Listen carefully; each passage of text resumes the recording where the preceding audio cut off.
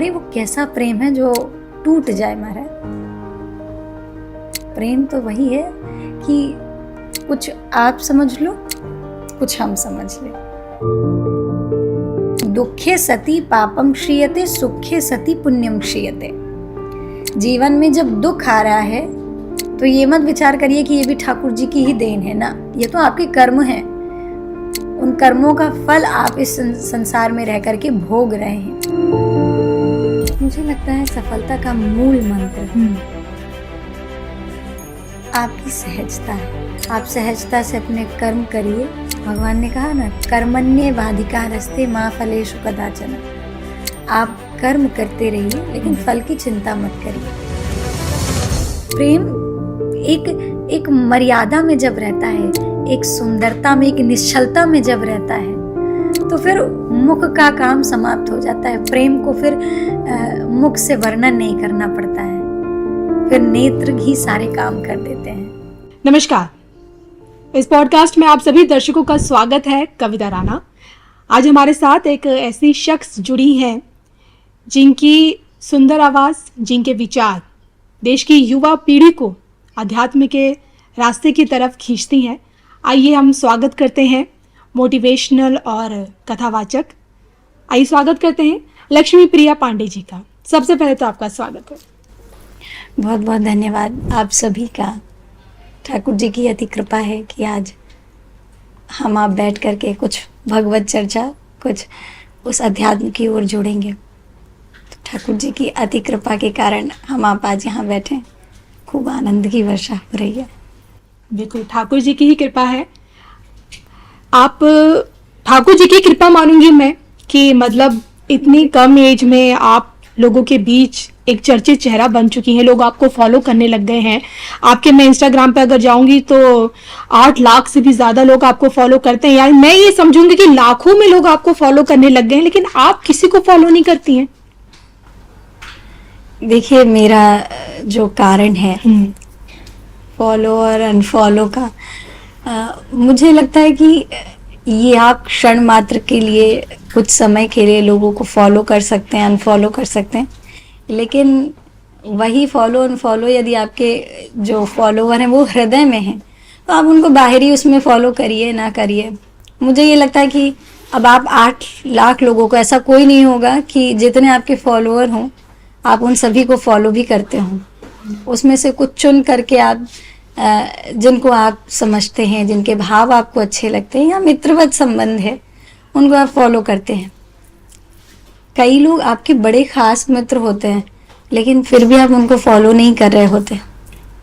आप एक सामान्य उदाहरण ले लें, जैसे आप बाहरी लोगों में आप देखेंगे, मान लीजिए मेरे फॉलोअर हैं लेकिन मैं अपने पूरे घर वालों को नहीं फॉलो कर पा रही हूँ जी, तो ऐसे कुछ लोग छूट जाते हैं। उसके कारण से मुझे लगता है कि या तो सबको मैं फॉलो कर लूं, क्योंकि मेरे लिए वो हर एक फॉलोअर एक समान है, या तो फिर मैं सबको किसी को भी फॉलो नहीं करूं। तो उसमें कोई ऐसी बड़ी बात नहीं है। मेरा बस ये खुद का एक स्वभाव है कि अगर मैं फॉलो करूँ तो सबको करूँ, नहीं तो नहीं करूँ। या तो कोई ऐसा बहुत करीबी हो तो ये मेरा निज अनुभव है कि मैं उसको फॉलो कर लूंगी। बट लोग तो अब आपको फॉलो भी करने लग गए हैं और सोशल मीडिया पे, गूगल पे, इंस्टाग्राम पे, ट्विटर पे आपके बारे में लोग जानना चाहते हैं। आपकी कह सकते हैं कि आपकी पर्सनल लाइफ के बारे में जानना चाहते हैं कि किस प्रकार से, मतलब इतनी कम एज में कह सकते हैं कि यूथ है आप लोगों के लिए एक इंस्पिरेशन है, क्योंकि इतनी कम एज में बतौर कथावाचक लोगों को आध्यात्मिक की दुनिया से जोड़ना, उनको ये समझाना कि भाई आपकी सारी समस्याओं का समाधान हमारे धर्म ग्रंथों में, गीता में है। तो मतलब सबसे पहले तो ये कि मतलब कैसे आपने सोचा कि मतलब जिस एज में करियर बनाना है, लोग इंजीनियर बनना चाहते हैं, डॉक्टर बनना चाहते हैं, आपने इस लाइन को चुना, अध्यात्म की लाइन को? देखिए, मैं अपने जीवन का कहूँगी तो मैंने ठाकुर जी की ओर कदम नहीं बढ़ाया, उन्होंने मुझे पकड़ लिया, यानी कि उन्होंने आपको चुना है। बिल्कुल, क्योंकि पहली बात कि अपने बस का नहीं है कि आप ठाकुर जी को पा सको, उनके प्रेम को, उनके अनुभव को समझ सको। जब उनकी कृपा होती है तब आप उनकी ओर बढ़ते हैं। तो मेरे जीवन का तो एकमात्र मूल मंत्र यही है कि ठाकुर जी की कृपा से सब कुछ सुलभ है। आपको यदि कृपा पर विश्वास है, संसार में ऐसा कुछ भी नहीं है जो दुर्लभ हो, सब कुछ सुलभ हो सकता है। तो वही सुलभता ठाकुर जी ने मुझे प्रदान की है अपनी कृपा करके, जिसके माध्यम से मैं आज यहाँ बैठ करके आप सभी से चर्चा कर रही हूँ इसी भाव पर, उन्हीं ठाकुर जी के विषय पर। एकमात्र मेरे जीवन में कृपा ही मूल है जी। अभी आपसे चर्चा हो रही तो आपने बताया कि आपकी बचपन से ही आपका परिवार आध्यात्म से जुड़ा रहा। हालांकि आपने साल 2020 में शुरू किया, जी जी, कथा करना शुरू किया, हाँ, लोगों के बीच जाकर। जी जी, और जिस तरह का आपका सरल स्वभाव है, व्यक्तित्व है, तो यहाँ तो समझ आता है कि, लेकिन आपसे जानना चाहूंगी क्योंकि अब आप बतौर कथावाचक लोगों के बीच जाती हैं और लोगों को जो दिखता है लोग उसे सत्य भी मानते हैं जी। लेकिन आप ही के बीच में कुछ लोग ऐसे होते हैं जो दिख तो रहे हैं लेकिन वैसे होते नहीं, जिन्हें हम कह सकते हैं कि कुछ ढोंगी बाबा भी होते हैं, कुछ ढोंगी कथावाचक होते हैं जिन्हें ज्यादा नॉलेज नहीं होती है, बस अपना कमाना है और शुरू करना। तो आप सामने वाला कैसे डिफरेंशिएट करे कि भाई सामने वाला जो कथावाचक है या सामने जो भी संत है वो उसके लिए ठीक है या नहीं है, या वो एक जेन्युइन इंसान है, जेन्युइन सन्यासी है, या फिर एक ढोंगी है? क्या कुछ डिफरेंशिएट किया जा सकता है दोनों के बीच में? मुझे ऐसा लगता है कि व्यक्ति के स्वयं के अंदर ही इतनी अच्छाई और इतनी बुराई है। मुझे लगता है कि आपको यदि स्वयं पर आप इतना गौर करेंगे, ध्यान देंगे, तो मुझे नहीं लगता कि फिर आपको बाहरी दृष्टि में कोई अच्छा या बुरा लगेगा, क्योंकि यही स्वभाव अगर प्रत्येक व्यक्ति का बन जाए तो उस व्यक्ति को बुराई दिखेगी ही नहीं। बुराई तभी दिख रही है जब आपके अंदर वो अच्छाई नहीं है कि आप उसकी अच्छाई को ढूंढ सको। तो मेरे अनुसार कोई संसार में बुरा नहीं और कोई संसार में अच्छा नहीं है। जैसे आप हो वैसे आपके लिए पूरा संसार है। तो मैं अपने मनोभाव से तो नहीं कह सकती कि कोई बुरा है या अच्छा है। जैसे आप होते हो वैसे ही सामने वाला व्यक्ति आपको देखता है। तो इसमें मूल कारण आपका व्यवहार है। आप जैसे होगे, आपका अंदर का स्वभाव, आचार विचार, रहन सहन जैसा होगा, सामने का व्यक्ति प्रत्यक्ष आपको वैसा ही दिखेगा। तो इस संसार में सब अच्छे हैं और सब बुरे हैं। हाँ, आप बचपन से एक आध्यात्म का माहौल देखते आई हैं। हाँ तो जी। मैं यही जानना चाह रही हूँ कि भाई जो आ रहा है, सुनने के लिए आ रहा है, कथा सुनने के लिए आ रहा है, वो कैसे जाने कि सामने वाला एक अच्छा इंसान है, जेन्युइन है या ढोंगी है? दोनों के बीच का फर्क क्या किया जा सकता है? देखिए, मैंने अपने जीवन में जो देखा है, अपने आसपास अनुभव किया है, तो हमारे बाबा, हमारे परबाबा जो सब रहे, तो उनके भीतर एक तपस्या थी, जैसे हमारी दादी और बाबा बताते हैं। और हमारा जो गांव है वहाँ पर श्री रघुनाथ दास के नाम से हमारे पूर्वज, उनका एक मंदिर भी बना हुआ है। तो इससे मुझे स्वयं भी बड़ा गौरवान्वित महसूस होता है कि हमारे पूर्वज ऐसे रहे हैं। तो उनकी जो कृपा है, उनका जो तप है, मुझे तो लगता है उन सभी के तप ने ही मुझे आज आप सभी के समक्ष जो मैं कुछ कह पा रही हूँ उसके योग्य किया है। मूल में मेरा यही कहना है कि कथाएं सब सुनते हैं, सत्संग में सब जाते हैं, लेकिन वो लेकर के वही आते हैं जो वो लेना चाहते हैं। इसमें कुछ अलग नहीं है कि आप गए किसी और कारण से थे और आपको कुछ और मिल गया। नहीं, आप उस कथा से जो चाहते हैं आपको वो कथा वही देती है। कहते हैं कथा सुनने का विषय नहीं है, कथा जीने का विषय है। जी। आप अपने जीवन को यदि जीना चाहते हैं, वास्तव में जीना चाहते हैं, तो उसका एक मंत्र यही है कि आप उस स्वभाव में उतरिए, अपनी स्वभाव जो आपका निज रूप है। नहीं बनावटी दुनियादारी के चक्कर में पढ़ करके आप इधर उधर की बातों को देखें, नहीं, आप आप वास्तविक जो आपका स्वरूप है उसको देखिए, और जो आप हो फिर आपको प्रत्यक्ष रूप से पता चल जाएगा कि ये सामने वाला व्यक्ति कैसा है। क्योंकि जब तक खुद के अंदर मैल भरा है तब तक आपको अच्छाई तो दिख ही नहीं सकती है, चारों ओर बुराई ही दिखेगी। अच्छाई तभी दिखेगी जब आप भगवत चर्चा सुनेंगे, कथा श्रवण करेंगे, अच्छी संगति में बैठेंगे, अच्छे मित्र होंगे आपके, तब आपको ऐसा माहौल मिल सकता है कि आप अच्छाई बुराई दोनों को डिफरेंशिएट कर सकें। लेकिन तब तक नहीं जब तक आप कथा श्रवण नहीं कर रहे हैं। 2020 से पहले और अब दोनों के बीच का अनुभव आपका कैसा रहा? क्योंकि 2020 से पहले तो आप भगवत कथा पढ़ती थी, अध्ययन करती थी, फिर आपने लोगों के बीच जाके कथा करना शुरू किया। कुछ बदलाव, कुछ बड़ा परिवर्तन आपको अपने अंदर कुछ कभी इसका अनुभव हुआ? बिल्कुल, ये बात तो, इसको मैं तो कहूँगी मेरे जीवन का अकाट्य सत्य है कि जो मेरा 2020 से पहले का जीवन रहा है वो बिल्कुल अलग रहा है। क्योंकि सेवा, ठाकुर जी की सेवा और ये सब तो मैं बचपन से ही देख रही थी, लेकिन वही ठाकुर जी का प्रेम जो है वो, उस प्रेम का अनुभव नहीं हुआ था तब तक।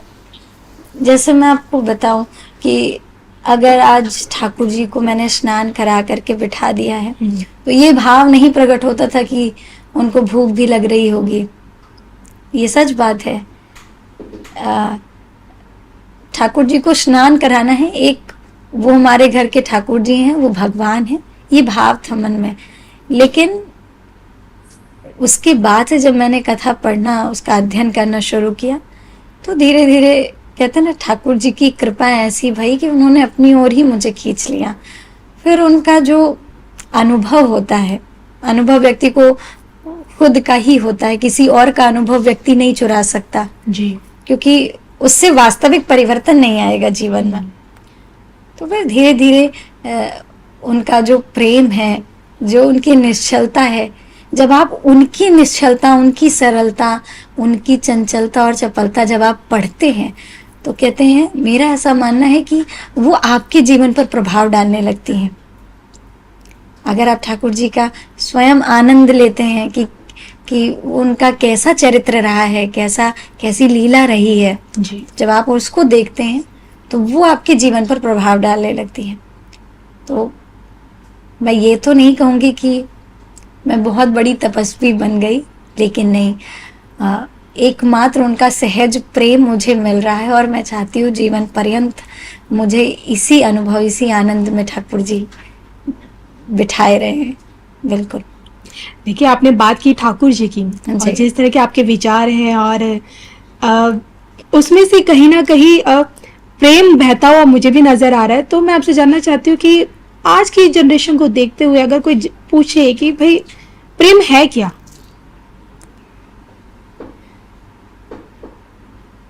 प्रेम वो है जो माँ बाप अपने बच्चे से कर रहे हैं, प्रेम वो है जो एक पत्नी अपने पति से करती है। जी, देखिए, प्रेम का एक सहज रूप है और वो है किसी की सेवा करना। वो किसी भी रूप से हो सकता है, वो भाव के रूप से हो सकता है, वो क्रिया के रूप से हो सकता है, वो मानसिक रूप से हो सकता है और वो आध्यात्मिक रूप से भी हो सकता है। प्रेम का मूल मंत्र सेवा है। अगर आप किसी की, कहते हैं ना, सेवा से आप सब कुछ प्राप्त कर सकते हैं महाराज। और कहते हैं उस सेवा से प्रेम का प्रागट्य हो जाता है। प्रेम का मूल मंत्र एक सेवा ही है, जिसको हम किसी भी कारण, किसी भी अवस्था और व्यवस्था में प्राप्त कर सकते हैं, यदि जीव के भीतर सेवा भाव है तो। इसी सेवा में क्या गिव एंड टेक वाला फॉर्मूला फिट बैठता है, जो आज की जो यंग जनरेशन सोचती है कि भाई मैं तो उसे बहुत प्यार करता हूँ, मैंने उसके लिए ये कर दिया लेकिन उसने मेरे लिए ये नहीं किया। जो एक्सपेक्टेशन होती है ना कि हम उसके लिए कर रहे हैं, हमारी सेवा तो चल रही है लेकिन उसकी सेवा ही नहीं मिल रही हमें। वही तो बात है। सेवा का भाव ये है कि सेवा में आप देने का विषय रख सकते हैं लेकिन लेने का नहीं रख सकते। प्रेम तो वही है ना जिसमें आप कुछ उससे नहीं चाहते हैं, बल्कि आपके पास जितना आप उसे देना चाहते हैं। प्रेम देने का विषय है, लेने का नहीं है। और ये भी गलत है। मैं तो कहूंगी कि प्रेम विषय ही नहीं है, प्रेम एक ऐसा रस है जो सभी रसों का वर्धन कर देता है। प्रेम अप्रकट को भी प्रकट कर देता है। तो प्रेम एक रूप, एक अवस्था, एक ऐसी व्यवस्था है ठाकुर की जो निरंतर यदि व्यक्ति के जीवन में आ जाए तो व्यक्ति का जो वास्तविक प्रेम है वो कभी दूर नहीं होगा, उससे वो कभी अलग नहीं होगा। चलिए, मैंने तो हमेशा पढ़ा है, सुना भी है कि हमारे धर्म ग्रंथों में जो कुछ भी बातें बताई गई हैं वो कहीं ना कहीं हम इंसानों की समस्याओं का समाधान है। और आप जो कि इतने वर्षों से भगवत गीता का अध्ययन कर रही हैं, लोगों के बीच जाके अब बतौर कथावाचक समझाती भी है, उन्हें बताती भी हैं, तो आज मैं इसी पॉडकास्ट में हम लोगों की जो डे टू डे लाइफ की जो समस्या है उसका समाधान आपसे जानना चाहूंगी दर्शकों के लिए। सबसे पहले एक समस्या जो मुझे लगता है आज की जो हमारे बीच में जो एक पैदा हो गई है, जो कि प्रेम से शुरुआत की है, प्रेम से ही इसको आगे लेकर चलते हैं। ब्रेकअप कह सकते हैं, बेवफाई कह सकते हैं। जब कोई रिश्ता टूटता है तो उसका जो दर्द होता है, हम लोग डिप्रेशन में चले जाते हैं। तो उन परिस्थितियों में से खुद को कैसे बाहर निकाला जाए? मैं तो ये कहूंगी कि ब्रेकअप जैसा जो आपने कहा ये होना ही नहीं चाहिए, लेकिन अगर हो रहा है तो मुझे लगता है फिर वहां पर प्रेम था ही नहीं। बनते ही टूटने के लिए नहीं, तो या तो आप जिसके भीतर ये मनोभाव है कि रिश्ते तो बनते ही हैं प्रेम टूटने के लिए, तो मुझे लगता है कि वो कहने के लिए ये बात हो सकती है। वास्तव में जो प्रेम होता है वो टूटने के लिए बनता ही नहीं है। प्रेम का संबंध ही ऐसा है महाराज, जो आपको क्षण प्रतिक्षण और जोड़ दे, आपको प्रेम की ओर और अग्रसर करे। प्रेम टूटने का शब्द तो है ही नहीं, प्रेम जोड़ता है। प्रेम आपको, यदि वास्तविक प्रेम होगा तो वो आपको कुछ ना कुछ नया बताएगा, नया सिखाएगा, नया रूप देगा आपको प्रेम करने का, लेकिन वो आपको तोड़ना नहीं सिखाएगा। और जहां कुछ टूट रहा है वहां प्रेम नहीं है। क्यों? आपसी सम्मान जो है उसी से रिश्ते चलते हैं, बिना आपसी सम्मान के रिश्ते चलते ही नहीं हैं। तो जहां रिश्ते टूट रहे हैं वहां प्रेम नहीं है। आप कुछ भी कह लीजिए, कितना भी बना लीजिए बातों को, लेकिन तो प्रेम का, अरे वो कैसा प्रेम है जो टूट जाए महाराज? प्रेम तो वही है कि कुछ आप समझ लो, कुछ हम समझ लें, और दोनों मिल करके उसको फिर से शुरू कर दें। ये प्रेम का रूप है। जब वो नहीं समझ रहा है तब आप समझ लो, और ये उसे भी समझना चाहिए कि जब हम नहीं समझ रहे हैं तब वो समझ ले। तो ये देखिए, हर चीज आपको एकदम अच्छी नहीं मिल सकती है। हर किसी के अंदर एक जैसी अच्छाई नहीं हो सकती है, हर कोई एक जैसा नहीं हो सकता है जी। जो कमी आपको उसकी दिख रही है उसको आप सुधारो। जो हमारे अंदर कमी है उसको थोड़ा वो सुधारें, यदि प्रेम है तो। और सच कहूं तो यदि प्रेम होगा तो व्यक्ति ये सब करेगा। प्रेम जहां नहीं होगा तो व्यक्ति को कोई फर्क नहीं पड़ता है आप कैसे रह रहे हैं, आपका कब प्रेम हुआ, कब ब्रेकअप हुआ, ये मैटर ही नहीं करता है। प्रेम है तो दोनों चलेंगे, दोनों आगे बढ़ेंगे। चलिए, प्रेम से अब आगे बढ़ते और बात करेंगे सुख दुख का। जी। मेरा तो यही मानना है कि सुख दुख जीवन की सत्यता है। जी। सुख अच्छे दिन है तो कल बुरे दिन भी आएंगे, सुख दुख चलता रहता है। लेकिन सुख के दिन कब चले जाते पता ही नहीं चलता है, लेकिन जब दुख की घड़ी आती है तो बीतती ही नहीं है।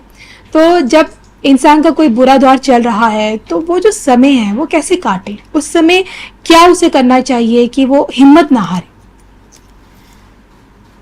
ये बहुत सिंपल सी बात है कि यदि जीवन मिला है तो दुख और सुख दोनों आएंगे जी।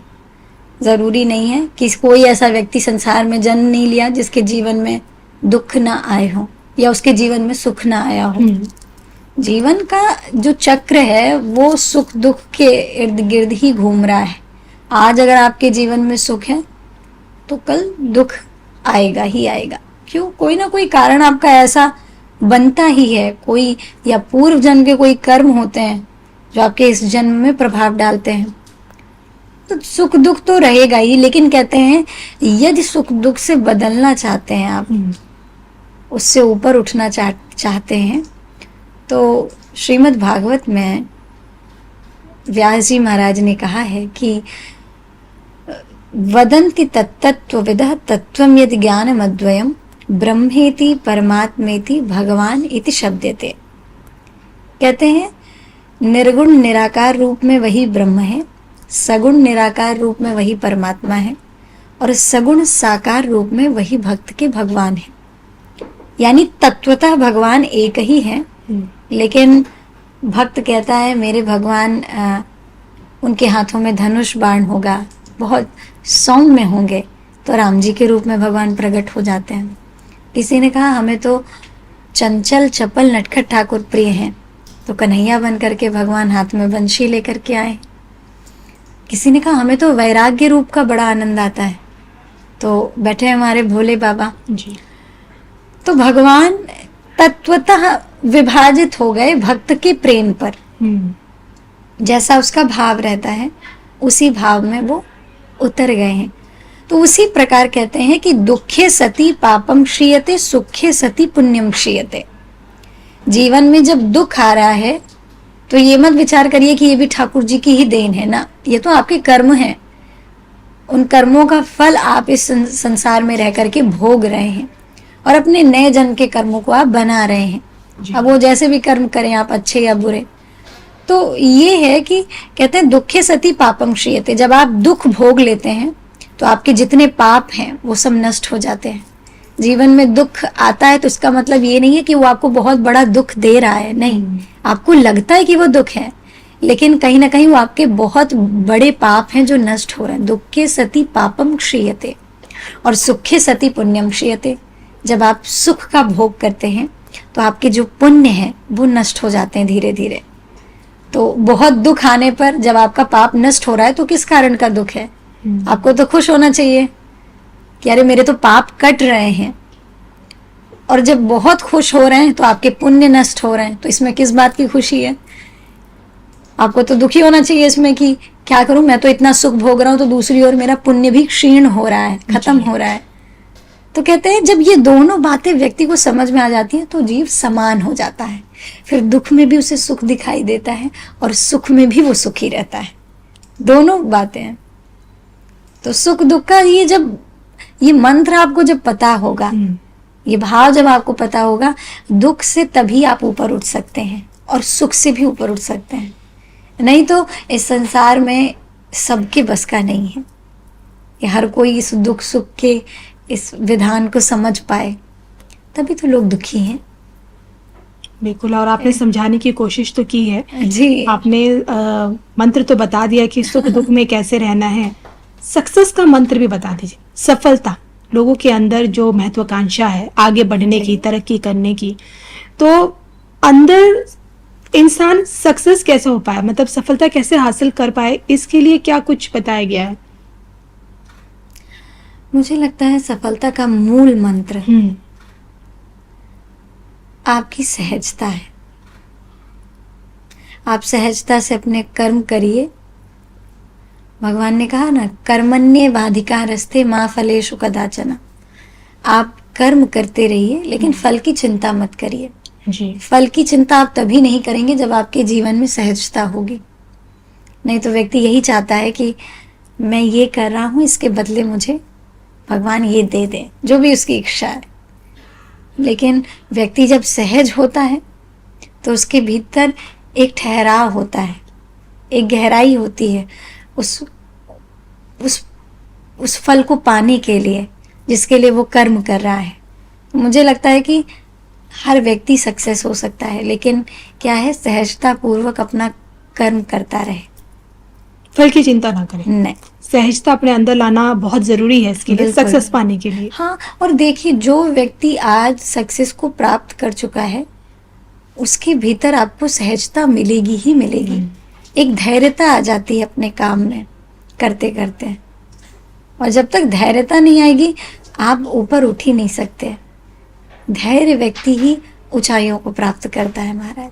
जिसके भीतर एक एक धैर्य है, एक अनुशासन है, वो व्यक्ति ही सफलता प्राप्त कर सकता है। यहाँ बात आ जाती कर्म और धर्म की। जी, आप किसे ऊपर मानेंगी, धर्म को आगे मानेंगी या कर्म को? मेरे अनुसार, और मुझे लगता है आपको भी उचित लगेगा, कि जब तक धर्म नहीं है आप कर्म कर ही नहीं सकते महाराज। हम्म, जब आपके मन में धार्मिक विचार व्यवहार ही नहीं होंगे आप कर्म की ओर बढ़ ही नहीं सकते। ऐसा व्यक्ति कह ही नहीं सकता कि मैं न भगवान का भजन करता हूँ, न मेरी वृत्ति उस तरीके की है कि मैं अपने आसपास भी ऐसे भक्ति भाव का माहौल देखूं। व्यक्ति कह ही नहीं सकता, क्योंकि बिना धर्म के कर्म निश्चित ही नहीं है। लेकिन उनका क्या, जो नास्तिक है, जो किसी धर्म को मानते नहीं है लेकिन कर्म तो कर रहे हैं? कर्म करते हैं लेकिन फिर भी उनके साथ धर्म जुड़ा हुआ है। जैसे जो आपने ये कहा कि जो नास्तिक हैं वो भगवान को नहीं मानते हैं जी, लेकिन वो कितना भी उनका त्याग करें फिर भी धर्म उनका त्याग नहीं कर सकता। धर्म उनसे जुड़ा ही रहता है। जैसे एक किसान है, वो विचार करता है इस बार मैं अपने खेत में धान उगाऊं, तो धान उगाने के लिए उसके बीज लाने पड़ेंगे, उसको खेत में डालना पड़ेगा, खाद पानी डालना पड़ेगा, बढ़िया उसको खेत को बना करके बीज बोना पड़ेगा। जब तक वो बीज नहीं लाएगा, खेत नहीं अच्छे से बनाएगा, बीज नहीं डालेगा, तब तक बीज उगेगा नहीं। कर्म करना पड़ेगा। तो क्या है उसका कर्म? उसने पुरुषार्थ किया, गया बीज लेकर के आया, खाद पानी लेकर आया, खेत अच्छे से बनाया और बीज उसमें डाले, और अब क्या है, बीज तो डाल दिए, जल सब कुछ कर दिया उसने अपना काम, लेकिन अब क्या उसकी खेती, उसका जो फल है वो उगेगा? आप बताओ। कर्म किया है तो आपने कहा ना कि कर्म करते रहो, फल की चिंता मत करो। बिल्कुल, ईश्वर के हाथ में है फल देना। तो फल देना ईश्वर के हाथ में है। उसने अपना कर्म तो कर दिया, उसने खाद पानी सब कुछ डाला है, लेकिन फिर भी उसका बीज नहीं उग रहा है। क्यों? क्योंकि अब तक उस पर सूर्य रूपी किरण नहीं पड़ी उसके खेत पर। सूर्य रूपी किरण कर्म नहीं है। कहते हैं साक्षात सूर्य देव है। और अभी तो जल्दी ही पूर्व में आप सभी ने श्रवण भी किया होगा कि छठ का कितना सुंदर पर्व आया। बिल्कुल, तो उसका एक अलग महत्व है, सूर्य देव का एक अलग अलग प्रभाव है, एक अलग उनकी अनुपम छटा और कृपा है। तो कहते हैं जब तक उसके खेत पर सूर्य रूपी कृपा का उदय नहीं होगा तब तक उसका फल उगने वाला नहीं है। उसी प्रकार वही सूर्य रूपी कृपा का फल जो है, जो अन्न है, वो नास्तिक भी तो पा रहा है ना।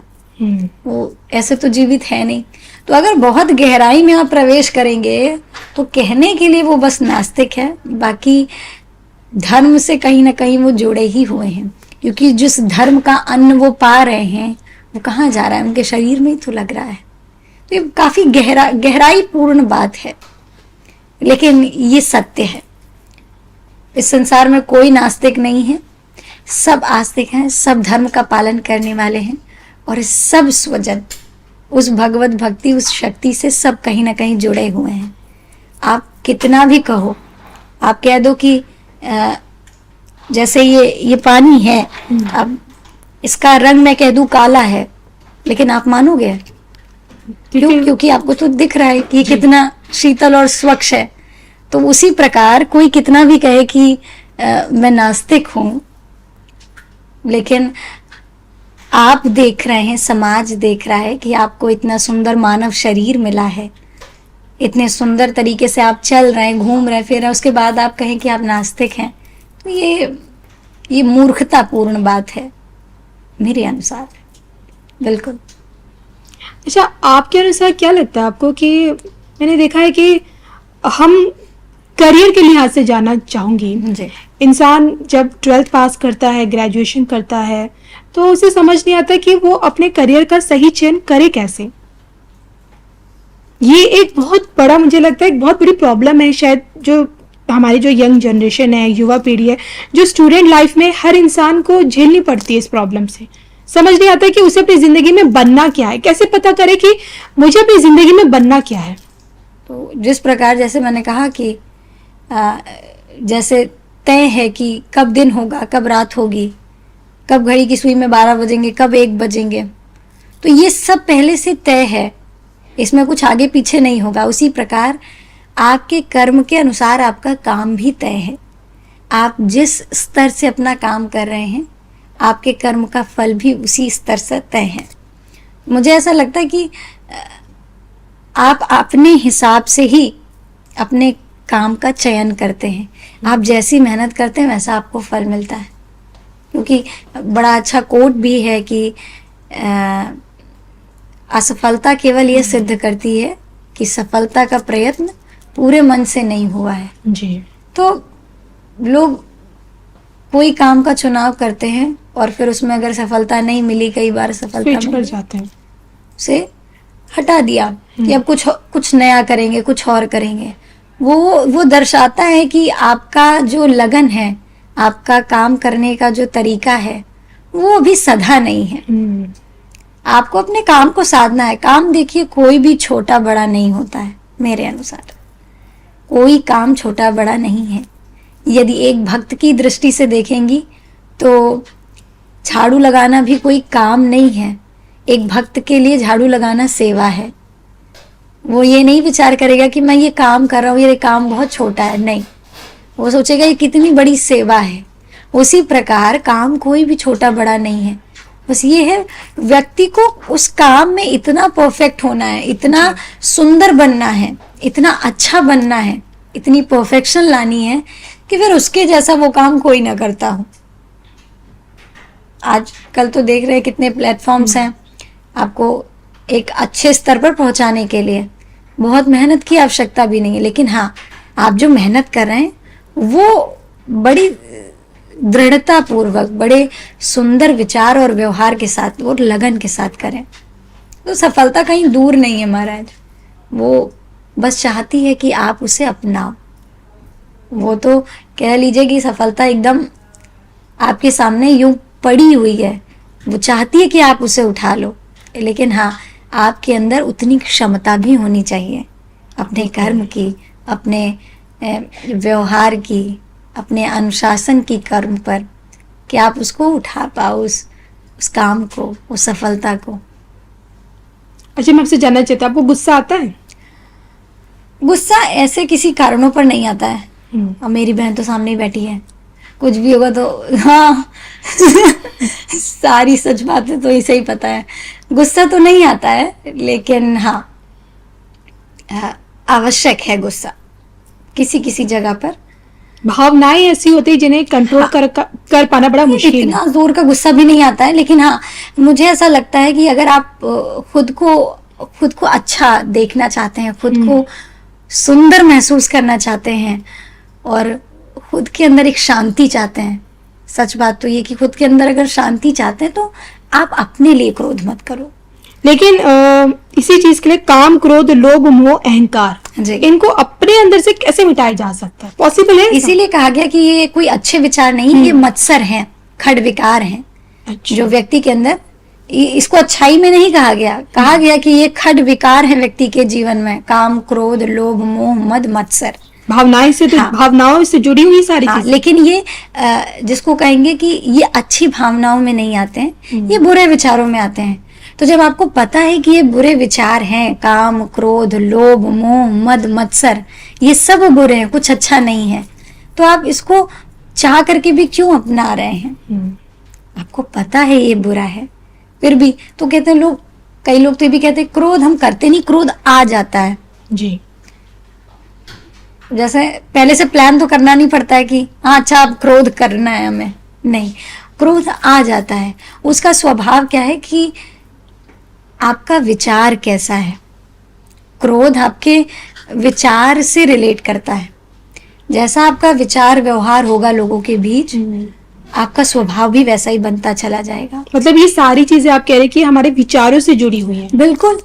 अगर आपके विचार अच्छे हैं तो कितनी भी कैसी भी सामने कोई भी बात हो रही हो, यदि आपका विचार अच्छा है, आपका विचार सधा हुआ है, तो आपको भले दूसरे व्यक्ति को उस पर बड़ा क्रोध आ रहा हो, लेकिन अगर आप दृढ़ हैं तो आपको उतना क्रोध नहीं आएगा। आप देखेंगे, उस चीज को समझेंगे।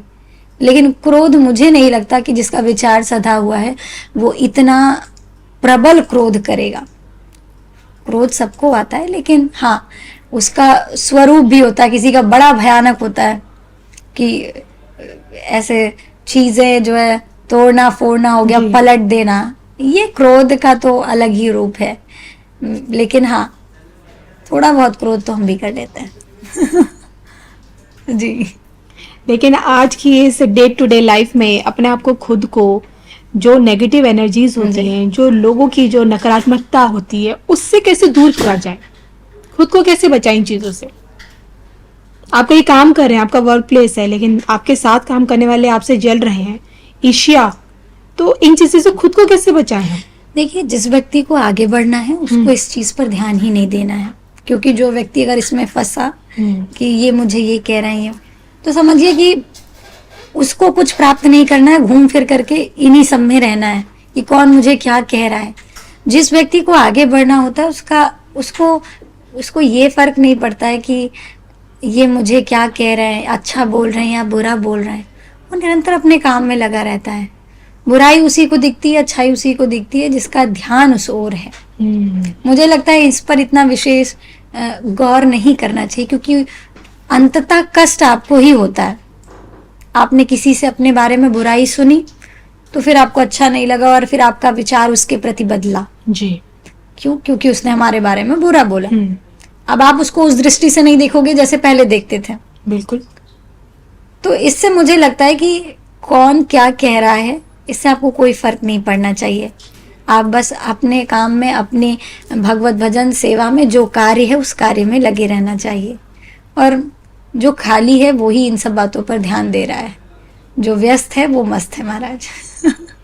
आपकी इसी भगवत गीता में क्या अमीर बनने का कोई फॉर्मूला? क्योंकि अमीर बनना तो हर किसी का ख्वाब है, मेरा भी है जी, इसलिए मैंने सोचा पूछ ही लूं आपसे। देखिए, हर व्यक्ति सुखी होना चाहता है, हर व्यक्ति लग्जूरियस लाइफ चाहता है अपने जीवन में। मुझे ऐसा लगता है कि उसको प्राप्त करने के लिए, जैसा कि कहा गया कि लक्ष्मी के पीछे, धन के पीछे यदि आप भागोगे तो लक्ष्मी आपसे और दूर होती जाएगी। कहते हैं जो धन है वो एक जगह रुक नहीं सकता है महाराज। अच्छा, टिकता नहीं है? नहीं जी। क्योंकि कहते हैं ना, लक्ष्मी जी कहते हैं चंचल हैं, चंचला लक्ष्मी है। लेकिन यदि आपके पास श्री लक्ष्मी है, यानी यदि आप उसको बहुत सद्भाव से कमा रहे हैं, बहुत सेवा पूर्ण कमा रहे हैं, आपकी मेहनत है उसमें, आपकी लगन है उस धन में, तो कहते हैं वो धन आपको खूब अमीर बना देता है, यदि आप अमीर बनना चाहते हैं तो। लेकिन वो धन कहीं से कपट करके, छल करके, चोरी करके अगर आप उसको लाओगे तो जो आया है वो तो जाएगा ही, साथ ही साथ जो बचा हुआ है वो भी चला जाएगा। तो मुझे ऐसा लगता है कि आप अपनी सेवा से, अपने कर्म से जो धन कमा रहे हैं वो धन ही आपको अमीर बनाता है लौकिक रूप से। अलौकिक धन तो हमारे श्री ठाकुर जी हैं, उनके जितना परम धन कोई है नहीं। तो यदि आप लौकिक धनवान बनना चाहती हैं, ठाकुर जी से हमारी प्रार्थना है कि खूब सेवा में निरत रहिए और अपने कर्म में दृढ़ रहिए। ठाकुर जी खूब कृपा करें। आप कहें कि हमें कौन सा धन चाहिए, तो हमें श्री ठाकुर जी का ही वो परम धन, उनकी सेवा रूपी धन चाहिए जिसमें निरंतर मैं लगी रहूं। तो धन का यही रूप है, सेवा से जो धन मिल रहा है वो सबसे सुंदर है और आपके पास टिकेगा। लेकिन जो द्वेष, दम्भ, कपट, छल से चुराया हुआ है वो धन आपके पास टिकने वाला नहीं है। और वो आज आपके पास है, कल किसी के पास है, उसका कोई रूप नहीं है। और धीरे धीरे आप धनवान नहीं लेकिन कंगाल जरूर बन जाएंगे यदि ऐसे धन को आप रख रहे हैं तो। जी। चलिए, संसारिक मोहमाया से जुड़े तो बहुत सारे प्रश्न थे जिसका सॉल्यूशन तो आप मुझे दे रही हैं, लेकिन आपसे जानना चाहूंगी, ठाकुर जी की कृपा से प्रेम क्या होता है वो आपने मुझे समझाया। जी और आपसे इसी प्रेम के नाम पर हमारे बीच जो एक समय के साथ साथ एक ट्रेंड चल पड़ा, लिव इन रिलेशनशिप वाला। क्योंकि देखिए, हमारे शास्त्रों में तो विवाह और 7 फेरे 7 जन्मों का नाता बताया गया है, जी। लेकिन आप इस लिव इन रिलेशनशिप को कैसे देखती हैं? देखिए, मुझे लगता है कि क्योंकि यहाँ तो देखिए, राधा रानी और जी। ठाकुर जी, जी कई लोग तो कहते हैं वो भी लिव इन रिलेशनशिप में ही रहे। विवाह तो देखिए, सभी को पता है कि आप प्रेम को देना सबसे बड़ा दान है, हम्म, लेकिन उस प्रेम की भी एक मर्यादा है। अगर उसका एक समय, एक नियम बनाया गया है, आप उसका पालन करें। लिव इन रिलेशनशिप में आज क्या है कि विवाह से पहले लोग एक साथ रह रहे हैं, कहते हैं एक दूसरे को समझने के लिए, और ये मुझे ऐसा लगता है कि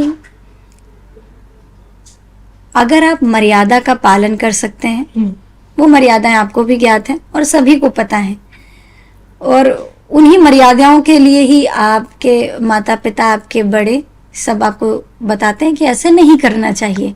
तो यदि आप उन मर्यादाओं का पालन कर सकते हैं तो आप साथ रहिए, लेकिन अगर आप उन मर्यादाओं का पालन नहीं कर सकते हैं तो साथ मत रहिए। बहुत सिंपल है। और सच बात क्या है कि आप साथ रह कर के उन मर्यादाओं का पालन नहीं कर सकते, तो मेरे अनुसार ऐसे रहना नहीं चाहिए। अगर आपको रहना ही है तो वो प्रेम ही क्या जो 10 दिन, 1 महीने, 2 महीने, 3 महीने, 1 साल रह करके फिर आपको पता चले कि अच्छा हम प्रेम में हैं, चलो अब विवाह कर लेते हैं। प्रेम बड़ा सूक्ष्म है। वो एक दृष्टि में, एक स्वभाव में आपको पता चल जाता है कि हमें इनसे प्रेम है। तो प्रेम का तो कुछ कहना ही नहीं है। मैं उस पर और क्या ही कहूँगी। प्रेम तब तक प्रेम नहीं है जब तक आपको उसको समझना पड़ रहा है, जानना पड़ रहा है। प्रेम तो एक दृष्टि में देख करके पलक झपक जाए, एक निमिष में प्रेम हो सकता है, लेकिन अगर वो वास्तविक प्रेम है तो। अच्छा, ये तो आपने मुझे वो समझा दिया कि वन साइड लव, मतलब किसी इंसान को पहली बार देखकर आपको प्रेम हो जाए। हाँ। तो हाँ, लेकिन अब अगर आज की मतलब जो यंग जनरेशन है वो इसी प्रेम को सेक्स से भी जोड़ती हैं। जी। तो जानना चाहती हूँ कि क्या हम सेक्स को पाप माने धर्म ग्रंथों के अनुसार? नहीं, पाप नहीं है, लेकिन उसका जैसा मैंने कहा कि एक नियम है, एक मर्यादा है। और जैसे मनुस्मृति में तो हम सभी मनु और शतरूपा के ही वंशज हैं। जैसे मनु महाराज के ही इस नियम और मर्यादाओं का पालन करते ही हम लोग जो है मानव कहलाते हैं, क्योंकि उन्हीं के वंश से हम लोग ये करते हुए चले आ रहे हैं, इस नियम का पालन। तो मुझे ऐसा लगता है कि जब जिस चीज़ का वेद ने आदेश किया है, ग्रंथों ने आदेश किया है, आप उसके अनुरूप यदि कार्य करते हैं, उनका पालन करते हैं नियम का, तो कोई चीज़ अपवित्र नहीं है। लेकिन हाँ, वेद विरुद्ध, शास्त्र विरुद्ध अगर आप कोई आचरण करते हैं तो निश्चित ही वो अनुचित है और ऐसा किसी को नहीं करना चाहिए। एक लंबे समय से आप आध्यात्म के रास्ते पर चल रही हैं, तो क्या कुछ आपने पाया आध्यात्म के रास्ते, और क्या कुछ पाया जा सकता है जो आप हमारे दर्शकों को बता पाएं? देखिए, जब से मुझे ठाकुर जी की कृपा मिली है, उनका अनुभव मिला है, जीवन बड़ा सरल हो गया है। सरलता का मतलब कि देखने का नजरिया बदल गया। कहेंगे कि तो सब में प्रेम, सब में एक समान रस, एक आनंद की लहर चारों ओर, एक सहज स्वभाव, हर व्यक्ति ऐसा नजर आता है। और लगता है जीवन का जो सबसे बड़ा धन है, जो सबसे बड़ा दान है, जो सबसे बड़ी सेवा है, जो सबसे बड़ा कर्म है वो ठाकुर जी ने हमें सौंप दिया है। तो उसी कर्म का पालन करते हुए हम सभी जहाँ जा रहे हैं, ठाकुर जी का नाम और उनकी सेवा, वही एक हमारे जीवन का माध्यम है और इसी माध्यम से हम बंधे रहना चाहते हैं। एक लड़की होने के नाते मैं तो कहूँगी कि एक लड़की का तो हम कहते हैं ये भी भगवान की बड़ी सुंदर रचना है, एक बड़ा सुंदर रूप है जो नारी का। और मैं सौभाग्यशाली मानती हूँ स्वयं को कि मुझे इस स्वरूप में उन्होंने अपनी सेवा प्रदान की है जी। तो जीवन में सब कुछ है देखने के लिए, सब कुछ है भोगने के लिए, लेकिन जो सुख प्रदान करना, जो आनंद प्रदान करने वाली जो एक लीलामयी मूर्ति है, जो आनंद है, वो केवल श्री ठाकुर जी हैं। वो आपको कहीं और नहीं मिल सकता महाराज। आपको बाहर पार्टी करके, घूम करके बाहर सुख तो मिल सकता है, लेकिन जब तक आप भजन में बैठेंगे नहीं, जब तक आप सत्संग में नहीं जाएंगे, जब तक सत का संग नहीं करेंगे, तब तक आपको आनंद नहीं मिलेगा। आनंद आप कहीं डोलते डोलते घूम लीजिए, लेकिन मिलने वाला नहीं है। आनंद केवल भजन में मिलता है, सच्चे लोगों के साथ में बैठ करके आनंद मिलता है। तो ये सब ठाकुर जी ने मुझे प्रदान कर दिया है। मुझे बड़ा हर्ष से, ऐसे गौरव से कहने में बड़ा आनंद आता है कि ठाकुर जी ने मुझे अपनी सेवा में रख रखा है। इससे बड़ी तो मुझे नहीं लगता मेरे लिए और कोई कर्म हो सकता था, मैं और कुछ करने योग्य थी। यही एक है जो ठाकुर जी अपनी कृपा से मुझे करवा रहे हैं। ठाकुर जी की कृपा से यही आनंद क्या, मतलब टीका लगा के क्या मिलता है? जैसे देखिए, कुछ हमारी सनातन परंपरा में कुछ चीजें हैं जो हम कर तो रहे हैं, लेकिन हमें मालूम नहीं है कि उसके पीछे का सच क्या है, लॉजिक क्या है उसके पीछे का। सबसे पहले तो जानना चाहूंगी टीका लगाना, जैसे आपने लगा रखा है, कुमकुम का टीका लगाया जाता है माथा में, ठाकुर जी का तो आपने लगाए रखा है, तो इसके पीछे का क्या साइंटिफिक कारण है, क्या मिलता क्या है ये सब करने से? देखिए, लोग कहते हैं कि अरे लगा लिया है इतना बड़ा टीका दिखावे के लिए, नो बहुत बड़े तपस्वी बनते हैं अपने आप को, लोगों का विचार होता है। लेकिन मुझे जो मेरा स्वांतः सुखाय का जो आनंद है, वो मेरा मन ये कहता है कि भले आज मैं मान लीजिए कि भले लोगों को दिखाने के लिए इतना बड़ा लंबा चौड़ा टीका लगा लिया है, लेकिन आप ये समझिए कि जब व्यक्ति की दृष्टि पड़ती है तो भले ही वो जो है कुछ भी सोचे कि अरे भगवान का टीका लगा लिया इतना बड़ा, पता नहीं आता है या नहीं आता है कुछ, बस टीका लगाए घूम, भले उसने ये सोचा, पर मुझे लगता है उसके विचार में कहीं ना कहीं भगवान से जुड़ाव तो आया। उस टीके को देख करके भले उसने कुछ गलत ही विचार किया, लेकिन उसको जोड़ा तो भगवान से ही कि भगवान का तिलक किया है या देख करके। और मैं तो कहती हूँ कि सबसे बड़ी बात है, तिलक अपने लिए आप लगाते हैं, अपने ठाकुर जी के लिए लगाते हैं, और इससे आपको बड़ी शांति मिलती है। हमारे जो चक्र है शरीर के, तो यहाँ का जो कहते हैं ध्यान चक्र जो है, ये आपको बहुत शांति प्रदान करता है। तिलक जी, आपको चंदन लगाना ही चाहिए। इससे एक आपका पूरा दिन बन जाता है, मुझे ऐसा लगता है।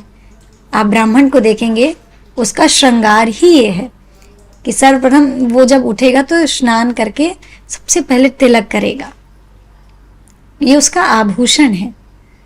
तो मुझे लगता है ठाकुर जी की कृपा और आप उनके सानिध्य रहने के लिए, अगर आप चाहते हैं कि हम उनके निरंतर आसपास रहें, तो आपको तिलक करना चाहिए।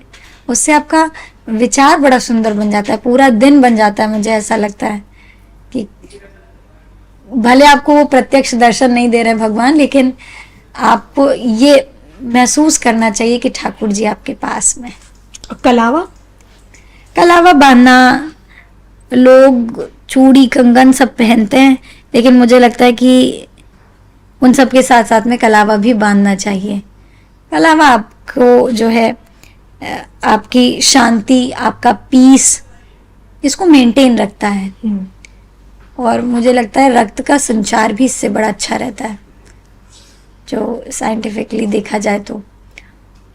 और कलावा, तिलक और जनेऊ जो ब्राह्मण का ये सब श्रृंगार है, ये सबको करना चाहिए। इससे एक अलग ही अनुभूति झलक करके आती है और कहीं ना कहीं आपके इस पहनावे, इस चरित्र से, इस विचार से आपका आचरण झलकता है।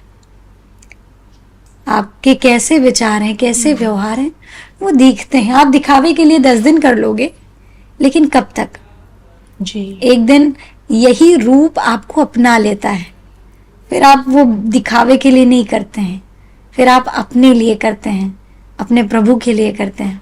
तो मुझे ऐसा लगता है कि दिखावा कुछ क्षण का हो सकता है, लेकिन भगवान क्षणिक नहीं है। वो क्षण भंगुर की कलिका जो है उसको भी उजागर करने वाले हैं।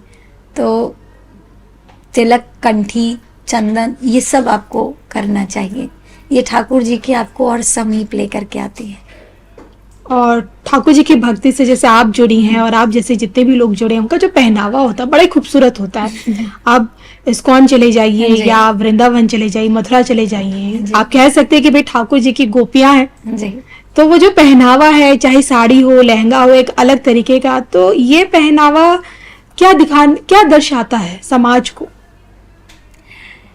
देखिए, नारी का जो भूषण है वो है लज्जा। बड़ी सुंदर बात कही गई है कि नारी का भूषण है, भूषण यानी जो श्रृंगार है, उसका आभूषण है।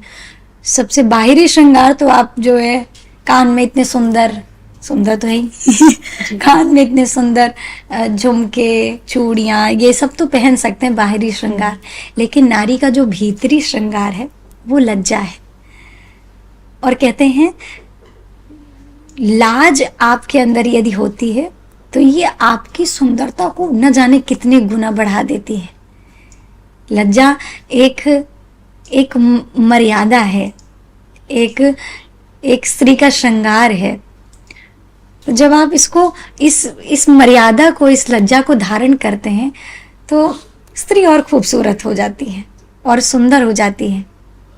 जैसे आप भी इतने साड़ी में तो आप भी बड़े सुंदर लग रहे हैं जी। तो ये एक भारतीय नारी की जो पहनावा है भारतीय नारी का, ये अद्भुत है। और मैं तो कहती हूँ प्रत्येक नारी को, भारतीय नारी जो है, और जो और भी आजकल तो देखिए ना महाराज, ये विदेशों में भी विदेशी महिलाएं सबसे ज्यादा आकर्षित होती है इस पहनावे पे। और हमारे अपने लोग जो है वो वेस्टर्न कल्चर की ओर जा रहे हैं जी। लेकिन वही ना, क्योंकि उनको ये चीज सहजता में मिल रही है, और व्यक्ति को जब जो चीज सरलता से मिल जाती है तो उसकी कीमत नहीं समझते हैं। तो ये भी कहीं ना कहीं उन पर ठाकुर जी की कृपा है कि वो भक्ति की ओर बढ़ रहे हैं। और हमारा ये दुर्भाग्य है कि हमारी नारियां, हमारे देश के नारियां ऐसे सब कल्चर को अपना रही हैं। तो ऐसा नहीं होना चाहिए। आप मर्यादा में रह करके भी खूब सुंदर लग सकती हैं जी। और इतनी सुंदर कि हर कोई आपसे उस व्यवहार को, उस प्रेम को, उस संबंध को समझना और जानना चाहता है, क्योंकि वो छिपी होती है। और प्रेम जितना छिपा रहेगा, जैसे स्त्री अपनी लज्जा रूपी मर्यादा में रहती है, उसी प्रकार प्रेम भी अपनी मर्यादा, अपनी लज्जा में रहता है। पर जब अकाट्य प्रेम होता है तो फिर कहते हैं कि मुख का काम समाप्त हो जाता है। फिर तो नेत्रों से बात होती है, आंखों से बात होती है। कहते हैं जुबा बंद होगी मगर बात होगी। मतलब फिर मुख, प्रेम जब अकाट्य हो जाएगा तो मुख का काम समाप्त हो जाएगा, फिर आंखें ही बोलेंगी। फिर आंखों से बड़ा सुंदर भाव सीता जी अशोक वाटिका में है। कहते हैं नारी का जो स्वरूप है, जो लज्जा है, जो उसकी मर्यादा है, जब वो उस मर्यादा में रहती है तो और सुंदर लगती है। जैसे उदाहरण है कि पुष्प वाटिका में जानकी, जो माँ जानकी जब राम जी को देखने के लिए जाती हैं, सखियाँ उनको लेकर के जाती हैं कि आइए आपको दिखाएं जो राजकुमार मिथिला में आए हुए हैं, आज वो पुष्प वाटिका में पुष्प लेने के लिए आए हैं, आओ सीता चलो तुम्हें दिखाते हैं। तो सखियाँ लेकर के जाती हैं। तो वहाँ माँ जब राम जी को देखती हैं तो उन्हें देख करके अपने नेत्र बंद कर लेती हैं। माँ ने जब नेत्र बंद किया तो मन ही मन, कहते हैं नेत्रों के माध्यम से उन्होंने, नेत्रों के द्वार से अपने हृदय रूपी सिंहासन पर राम जी को बिठाया और नेत्रों के द्वार को बंद कर लिया। और कहते हैं मन ही मन राम जी से कहती हैं कि तो ही राखूं मैं सजनवा कवन विधि से, नयना में राखूं तो जिया मोरा तर से। यानी यदि आपको अपनी आंखों से देख रही हूं तो मेरा जी जो है वो बड़ा विचलित हो रहा है, और जियरा में राखूं तो नयन बरसे। यदि मैं आपको अपने हृदय में रखती हूँ तो मेरे नयन बरसने लगते हैं, इससे अश्रुपात होने लगता है। तो मैं किस विधि से आपको रखूं, आप वो विधि मुझे समझा दो। तो कहने का भाव ये है कि प्रेम एक मर्यादा में जब रहता है, एक सुंदरता में, एक निश्चलता में जब रहता है, तो फिर मुख का काम समाप्त हो जाता है। प्रेम को फिर मुख से वर्णन नहीं करना पड़ता है, फिर नेत्र ही सारे काम कर देते हैं, यदि वास्तविक प्रेम हो तो। बिल्कुल। और आपके इन्हीं सुंदर विचारों से तो मुझे अब चारों तरफ प्रेम ही नजर आने लग गया है। बस जाते जाते आपसे बस जानना चाहूंगी अपने दर्शकों के लिए कि अध्यात्म के रास्ते हमारे दर्शक किस तरह से अपने जीवन को ना सिर्फ प्रेम से भर पाए और एक अच्छा बना पाए अपने जीवन को। मैं आप सभी से यही कहूंगी कि अपने जीवन में आप जो भी कार्य कर रहे हैं, जो भी क्षेत्र है आप सभी का, उन सब में बड़े तन मन धन से लगे रहिए, लेकिन साथ ही साथ एक अपने जीवन में नियम बना लीजिए। ठाकुर जी की सेवा का हो सकता है, या कभी कभी भजन में जाना, सत्संग श्रवण करना और शास्त्रों का अध्ययन करना। और ये नहीं हो सकता है तो श्री रामचरितमानस, श्रीमद् भागवतम, श्रीमद् गीता जी हो गई, इन सभी का अध्ययन करिए। कुछ ना कुछ आध्यात्मिक पढ़ते ही रहिए। उससे क्या होगा कि आपके जीवन का जो आंतरिक मार्जन है वो होता रहता है, और साथ ही साथ आप बाहरी कार्य तो करते ही हैं, साथ ही आपका भीतरी जो हृदय है वो भी निश्चल और स्वच्छ होता रहता है। तो अपने मन में एक सेवा भाव, एक भगवत भजन, इसको जो भी आपको प्रिय हो उन सभी का पालन करते हुए ठाकुर जी की कृपा मानकर अपना कार्य करते रहें। तो चलिए, ये थे हमारे साथ लक्ष्मी प्रिया पांडे जी, जिन्होंने हमें ठाकुर जी की कृपा से ये समझाने की कोशिश की कि आखिरकार प्रेम का मतलब क्या होता है। इजाजत दीजिए, नमस्कार। राधे राधे।